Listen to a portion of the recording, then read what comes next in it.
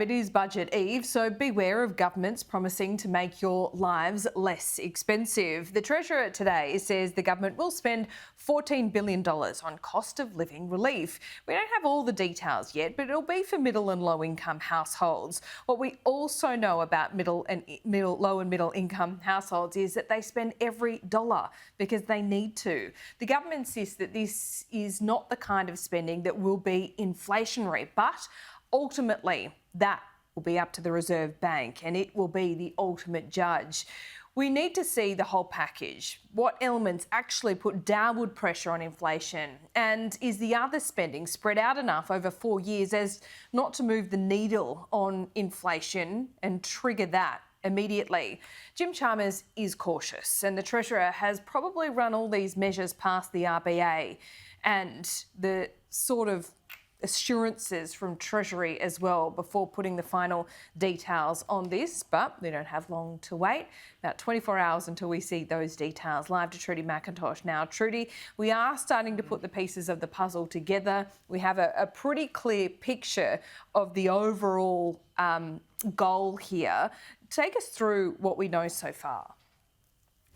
Laura, this is the frustrating part of budget cycles where you have to talk about things that the government is just refusing to confirm. They want to talk about this $14 billion overall cost of living package. They'll point to you to the energy bill relief. That's $1.5 billion of this. We knew about that before Christmas. It's taken a long time to nut these deals out with the states and territories. For millions of households and businesses, they'll be able to get a rebate of up to $500. Look, there's more money for cheaper medicines, we're told, a new plan when it comes to making energy changes for households, but a lot of the details are being kept under wraps. A big test for the Albanese government really now after the budget tomorrow is what is the feeling when it comes to whether this does add to inflation or take some of that heat out of the economy. Some economists are making the pretty clear argument that energy rebates, now, yes, they're better than a handout, a cash handout, but they do still add to overall inflation given it does put demand back in the economy. People spend that money that they haven't had to pay for their power bill. Both the Prime Minister and Finance Minister, though, saying today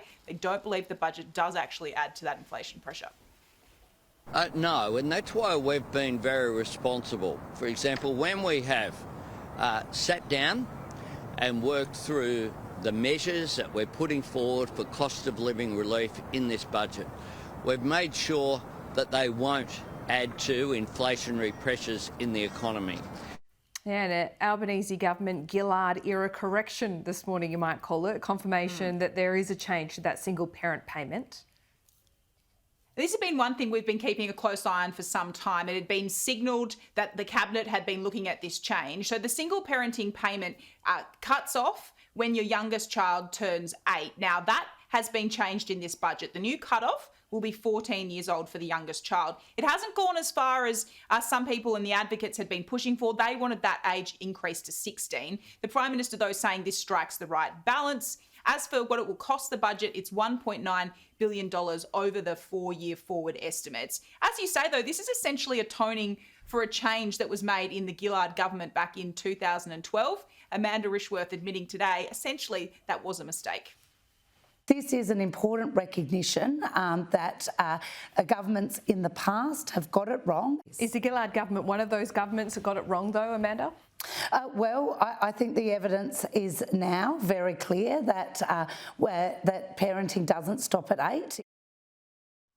Another part of the budget picture tomorrow night, Laura, will be the government's effort to try and find savings or what we're being called reprioritisation. We can show you the money here. Katie Gallagher, the Finance Minister, confirming today it'll be $17.8 billion. 7.8, we already knew if that was being reprioritised within defence. The mystery is where the next $10 billion come from, and we'll find out tomorrow night. Yeah, a lot to get through. Trudy, thank you.